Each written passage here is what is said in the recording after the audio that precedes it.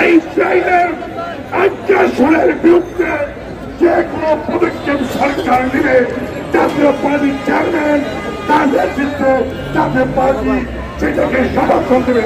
আপনাদের সবাইকে ধন্যবাদ দিয়ে আজকের মতো এখানে আমরা মিছিল শেষ করলাম।